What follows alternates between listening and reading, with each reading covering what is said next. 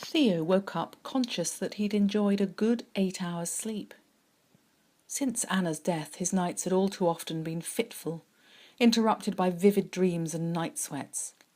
He was used to starting his days angrily wrenched into consciousness by the insistence of the alarm clock, apparently only moments after he'd finally fallen asleep.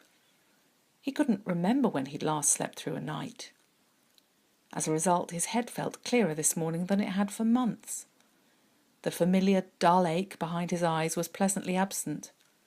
So too was the sick dread that always set in the moment he realised, all over again, that he was alone. Stretching out, he found himself even more surprised he'd achieved a good night's sleep. At 6'4", he was uncomfortably too tall for the single bed. Other than that, the Priory guest house was more than adequate. When Stephen had first proposed it, Theo had had his doubts about staying there, both because it was some distance from the route, and also, if he was honest, because he rather dreaded the thought of staying in a religious community. He was afraid there would be hidden rules that he wouldn't know how to obey, that they'd all have to be on their best behaviour, that it would be austere and uncomfortable. But it hadn't been like that at all. The complex was beautiful, medieval at a guess, and the welcome unobtrusive, yet warm.